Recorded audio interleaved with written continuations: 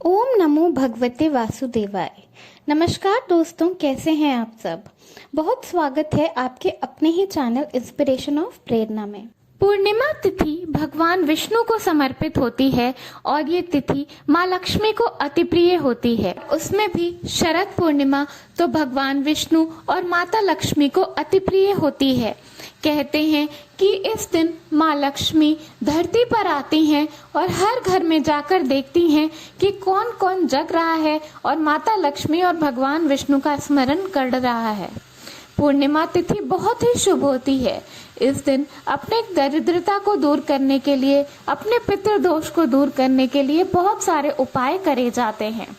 शरद पूर्णिमा के दिन खीर बनाकर अपनी छत पर या बालकनी में रखा जाता है, जिससे कि उसमें चंद्रमा का अंश आ जाए और वो भी अमृत के समान हो जाए और घर से सभी तरह के कष्ट दूर हो जाएं। पूर्णिमा तिथि के दिन माँ लक्ष्मी को अपने घर में स्थायी रूप से रखने के लिए बहुत सारी क्रियाएं करी जाती है।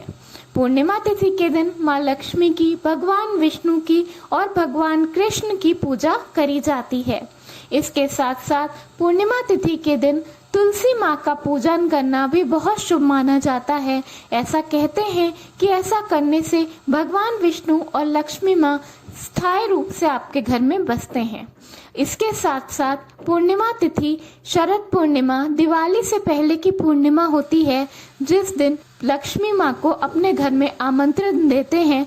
तो शरद पूर्णिमा के दिन दिया गया आमंत्रण माँ लक्ष्मी जरूर स्वीकार करती हैं और स्थायी रूप से आपके घर में आकर बस जाती हैं।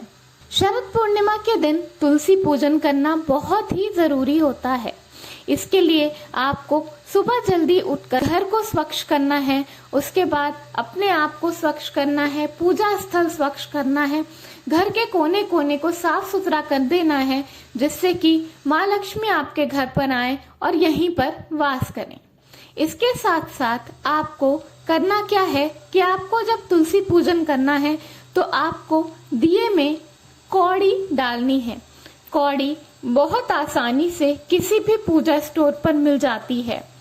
कौड़ी भगवान विष्णु और लक्ष्मी माँ को अति प्रिय होती है। तुलसी पूजन करने से भगवान विष्णु और माँ लक्ष्मी आपके घर में स्थायी रूप से बस जाएंगे। दिए में कौड़ी डालना अति शुभ माना जाता है। अगर आपके घर में कौड़ी पहले से हो पूजा में, तो आप वो कौड़ी भी इस्तेमाल कर सकते हैं। इसके अलावा आपको एक काम और करना है, वो ये करना है कि अपने घर के पूर्व उत्तर के कोने को बिल्कुल साफ सुथरा कर देना है और आपको एक झाड़ू ले लेनी है, जो कि आप पहले से यूज करते हो या फिर आप जो आगे यूज करने वाले हो। आपको झाड़ू ले लेना है और नॉर्थ ईस्ट के कोने को साफ करने के बाद उस झाड़ू को उस कोने पे स्थापित कर देना है शरद पूर्णिमा की रात के लिए। और आपको इसे ऐसे कोने पे रखना है जहाँ पे चांद की रोशनी पड़ती हो। ऐसा करने से आपके घर में माँ लक्ष्मी और भगवान विष्णु का वास होगा। झाड़ू को माँ लक्ष्मी का ही रूप माना जाता है, क्योंकि ऐसा कहते हैं कि जिस घर में साफ सफाई होती है उस घर में माँ लक्ष्मी सदैव वास करती हैं और जिस घर में गंदगी रहती है, दरिद्रता रहती है, वहाँ लक्ष्मी वास नहीं करती। झाड़ू के इस उपाय से माँ लक्ष्मी भगवान विष्णु के साथ साथ आपके पितृ भी प्रसन्न होते हैं और पितृ दोष मिट जाता है। शरद पूर्णिमा की रात को कोजागरी पूर्णिमा भी कहा जाता है, क्योंकि इस दिन जागरण करना अनिवार्य होता है। ऐसा कहते हैं कि माँ लक्ष्मी देखती हैं जिस घर में लोग सो रहे होते हैं उस घर में पूर्णिमा की रात को माँ लक्ष्मी नहीं आती, इसलिए इसे कोजागरी पूर्णिमा कहा जाता है। शरद पूर्णिमा की रात को माँ लक्ष्मी का पूजन करने से आपको हर तरह के कर्ज से भी मुक्ति मिलती है, इसीलिए इसे कर्ज मुक्ति पूर्णिमा भी कहा जाता है। शरद पूर्णिमा की रात बहुत ही खास होती है।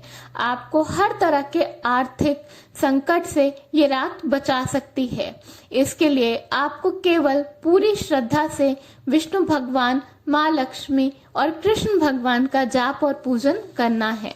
और शरद पूर्णिमा की सुबह पूर्णिमा तिथि को आपको विष्णु भगवान और तुलसी मैया का पूजन जरूर करना है।